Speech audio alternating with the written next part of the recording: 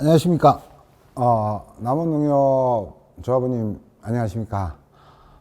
노지감귤 4, 5월 당면 영농 안내에 대해서 말씀드리겠습니다. 노지감귤 이제 4월이 되면 뿌리 활동이 시작합니다. 보통 토양 온도가 12도 이상이 되면 양수분을 이제 흡수하기 시작하거든요. 예, 지금쯤이면 이제 새순이 발화되고 꽃봉오리를 알 수 있을 겁니다. 그래서 이제 여러 가지 병해충 작업이라든가 영농을 이제 시작을 해야 되겠죠. 전정은 이제 대부분 이제 거의 마무리 단계에 접었는데, 원래 전정은 그렇습니다. 노지감귤에서 흉풍작에 따라서 전정을 달려야겠죠. 풍작이 예상되는 과원에는 좀 빨리 3월 이전에 하는 게 좋고요. 흉작이 예상되는 나무는 4월 상중순까지도 이제 전정을 좀 늦추어서 하는 게 좋고, 전정 방식은 이제 풍작인 가온에는 꽃 피는 양을 좀 줄이는 절단 전정 위주로, 예비 설정 위주로 전정을 하시면 되겠고요. 흉작이 예상되는 과온은 소금 전정과 과경지 정리를 해서 새순이 잘 발생하도록 이렇게 이제 하시면 되고, 이제 조합원들이 전정보다는 그 밀시곤에 감벌되어 있는 건 우선 감벌을 해놓고 전정을 하는 게 원칙으로 생각하시면 될 것 같습니다. 그 다음에 최근에 이제 2009년도부터 성목이식 사업이 시작되면서 원래도 성목이식을 신청한 농가들이 많습니다. 성목이식을 하는 농가는 이식 전에 반드시 수세 유지를 해주시고요. 충분히 뿌리가 확보될 수 있도록 한 나무를 우선 선정하는 게 좋겠습니다. 그리고 성목이식 전에 이제 이식할 가온은 가급적이면 그 성목이식할 가온에서 활용하는 게 좋겠고요. 개수를 정확하게 파악해서 모자라면 약 10 내지 15% 정도 나무를 이제 확보해 두는 게 좋겠습니다. 그 다음에 이식 전에 반드시 고려해야 될 내용입니다. 기존에 설치된 그 성목이식을 먼저 했던 농가를 좀 답사해서 농가한테도 어떻게 했느냐는 걸 잘 물어보시는 게 좋겠고요. 그나 굴치와 이식 전에 사업자 등록이 된 업체에 이제 굴착기를 이용해서 하시면 되겠고, 이식 2주 전에 이미 고토석회라든가 퇴비라든가 유기물을 잘 시용해서 노타리를 쳐주는 게 좋겠죠. 그리고 과온의 방향과 이식 방향과 제식거리 등을 해서 미리 사전에 이식할 자리에 표식을 해두는 게 좋습니다. 그 다음에 이렇게 성목을 이제 굴치하게 됩니다. 이때 주의할 점은 가급적이면 잔뿌리가 잘리지 않고 흙을 붙여서, 사진과 같이 이렇게 흙을 붙여서 잔뿌리를 다치지 않게 해서 이제 굴치를 하는 게 매우 중요하고요. 그 다음에 굴치한 다음에 그 이제 큰 뿌리, 즉 직근이라 그러죠. 직근이라든가 상처가 난 뿌리는 톱이라든가 전정과일을 이용해서 잘라주고, 또 감기거나 서로 교차된 엉킨 뿌리는 이제 골고루 펴줘서 심을 준비를 하시면 되겠습니다. 그리고 식재할 때는 이제 조생원주 같은 경우에는 열간격을 잘 맞춰야겠죠. 조생원주 기준으로는 5m, 나무와 나무 사이의 주간 거리는 5m, 나무와 나무의 거리는 이제 4m로 해서 열을 잘 맞추고 이제 이식을 하면 되겠습니다. 그 다음에 이제 이식이 완료돼서 이렇게 이제 식재가 완료되면 반드시 제일 중요한 게 흙을 잘 덮어주시고, 어떤 물 주는 시설을 이용해서 물을 최대한 깊이 들어갈 수 있도록 물을 주는 게 가장 중요한 작업입니다. 만약에 이때 소홀히 해버리면 사후에 나무가 이제 고사할 수 있는 가능성이 높기 때문에 물을 최대한 많이 주고 수시로 물을 주는 게 좋겠고, 물이 깊숙이 들어가는 게 훨씬 유리하다는 점을 말씀드리고 싶습니다. 그리고 이제 그 물주기가 끝나면 이랑을 잘 정리해서 이렇게 돌을 잘 골라서 평면 작업을 잘 해주셔야 되겠죠. 이래야 나중에 위드 스톱이라든가 잡초를 억제할 수 있는 위드 스톱이라든가 타이백을 깔 때 워낙 도움이 되기 때문에 이 이랑 작업을 철저히 해주셔야 될 겁니다.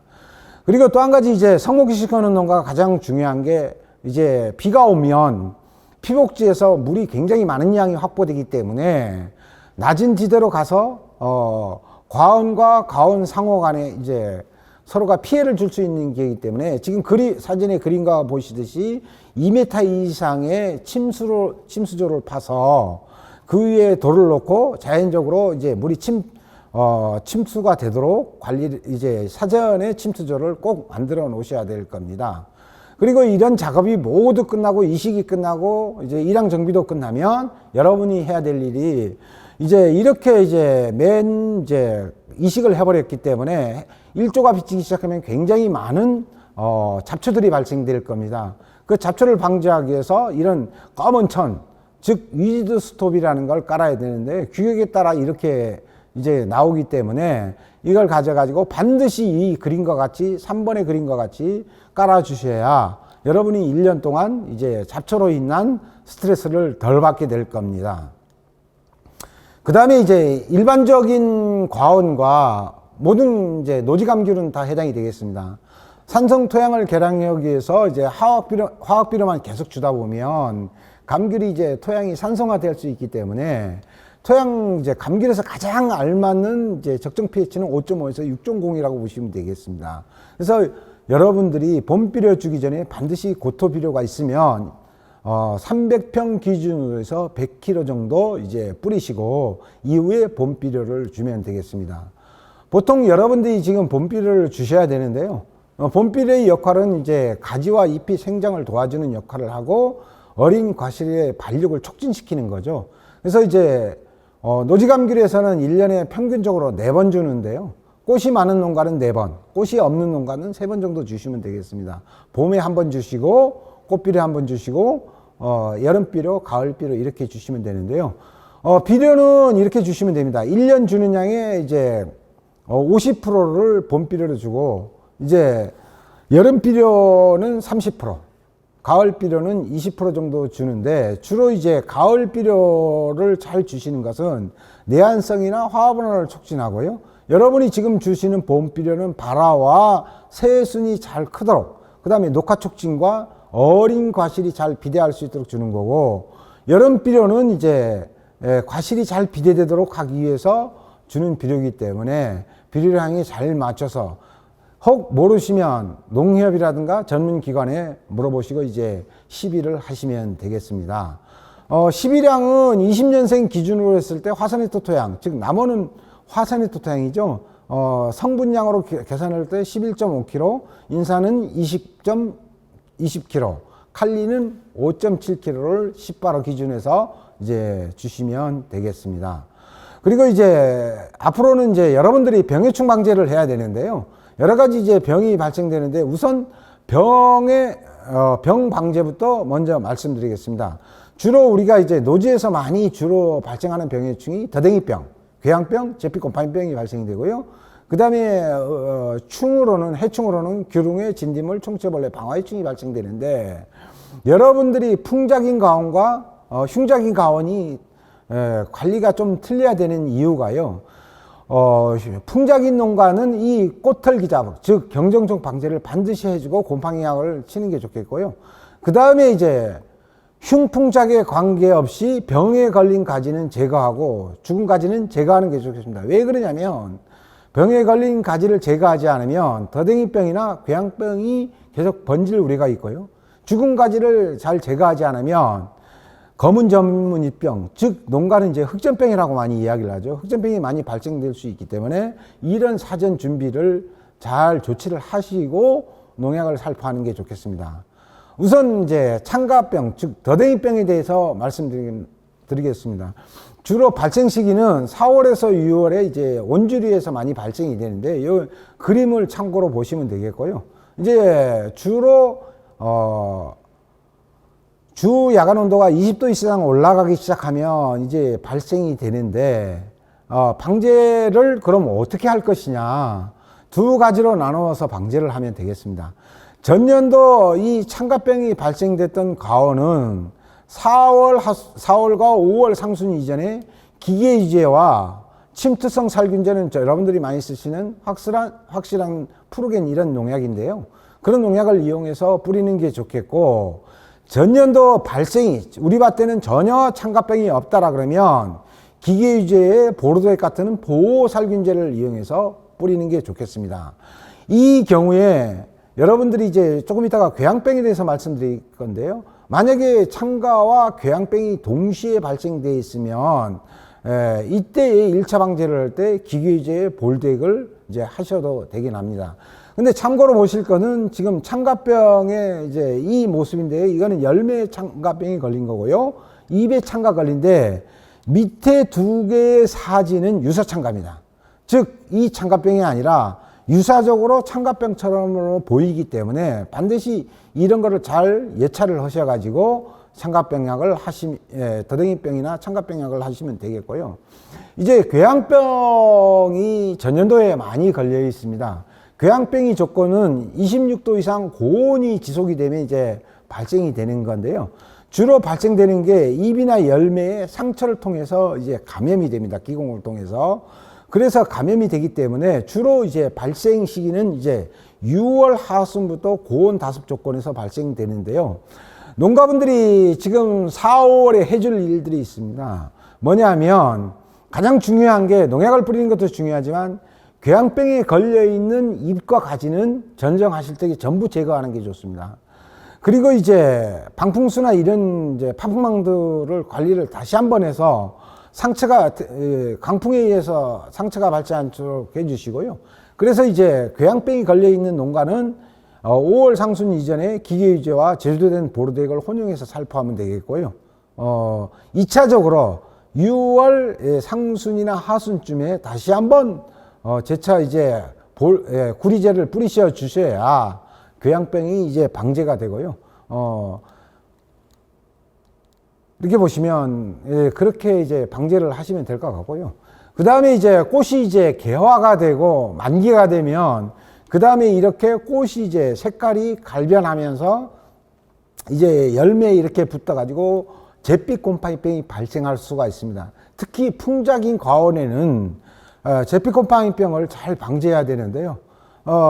이제 이 잿빛 곰팡이병을 소홀히 하면 이제 곰팡이병에 의해서 나중에 상품성이 떨어지기 때문에 꽃잎이 20-30% 이제 이렇게 색깔이 변하면 이때부터 전문 약재를 이용해서 방제를 하시면 되겠습니다. 다음은 이제 해충에 대해서 말씀드리겠습니다. 지금 보이시는 이제 그림은 전부 응애 종류입니다. 응애의 종류인데 여기에 녹궁애, 그 다음에 일반 귤응애, 차응애, 차먼지응애 이렇게 되는데요.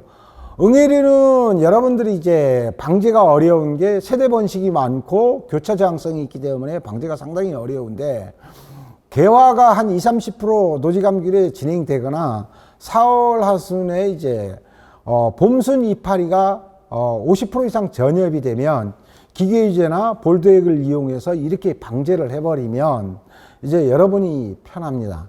그리고 여기에 보시는 2차 방제들을 노지에서 할 수 있는데요. 2차 방제 시기는 1차 생리학과와 2차 생리학과가 다 끝나서 다음에 이제 6월 하순쯤에 여러분들이 기계유제하고 만코지 계통의 농약을 혼용하면 이제 이 유분에 의한 피해도 적고 비가 올 때 다이센의 만코지의 효과가 굉장히 오래 가기 때문에 그걸 이제 이용하시면 될 것 같습니다. 특히 이제 기계유제를 사용할 때 이제 노지감귤에도 주의할 사항이 있는데요. 반드시 맑은 날 살포하셔야 됩니다. 바람이 조금 부는 날 하는 게 더 좋고요. 아침 일찍 맑은 날 오전에 일찍 살포하고 건조를 하는 게 좋겠고요. 수세를 따라서 100에서 200배까지 수세를 감안해서 뿌려야 되겠습니다. 또한 이제 기계유제를 내가 뿌리겠다고 마으면 그 살포한 날로부터 5일 정도 비가 안 오는 게 좋겠습니다. 만약에 이제 가까운 시일 내에 비를 맞으면 방제 효과가 매우 떨어지기 때문에 기상을 잘 보시고 방제를 하는 게 훨씬 유리하다고 보겠습니다. 그 다음에 이제 여러분들이 어린 열매에서부터는 이제 이 볼록 총체가 남원 지역에는 피해를 줍니다. 그래서 이제 주기적으로 보면 보통 이 도표에 보시면 4월 하순에서 5월 하순에 발생이 성기를 이루어서 6월까지 가는데요. 이때에 이제 전문 약재를 이용해서 초기에 잘 방제를 해야 이제 여러분들이 사진에 보이시는 것처럼 이렇게 이제 노지감귤은 배꼽으로 이제 피해를 주기 때문에 나중에 수확기에 이렇게 돼버리면 상품성이 매우 떨어지기 때문에 방제를 철저히 잘 하셔야 될 겁니다. 예, 노지감귤도 마찬가지 볼록 총체도 잘 방지해야 되겠지만 초기에 꽃에 가해를 하기 때문에 꽃노랑 총체도 병행해서 이제 해주시고요. 그리고 이제 여러분들이 그 노지감귤 주변에 이제 불필요하게 뭐 고추를 심는다든가 파를 심는다든가 콩을 심는다든가 이런 경우에는 총체벌레의 서식지가 되기 때문에 가급적이면 이런 것은 그 과원 주변에 파종 또는 심지 않도록 농가께서는 주의를 하셔야 되겠습니다. 그리고 또 한 가지 이제 여러분들이 이제 꽃이 이렇게 벌어지게 되면 발생하는 게 이렇게 빨간 해충이 발생할 겁니다. 방어해충 중에 하나인데요. 감귤 꽃톡파리입니다. 감귤 꽃톡파리가 발생이 되면 일반적인 살충제로는 웬만해서 다 죽기 때문에 여러분들이 이제 일반 약제 살충제를 가져가지고 살포하면 되는데 특히 주의할 농가는 관찰을 잘 해야 될 농가는 전년도에 내 가온에 밀감을 버리신 농가께서는 발생할 가능성이 굉장히 높기 때문에 관찰을 잘 해서 시기에 맞게끔 방제를 하시고요. 또 한 가지는 여기에 보시다시피 이제 감귤꽃 혹파리가 발생할 가능성이 있습니다.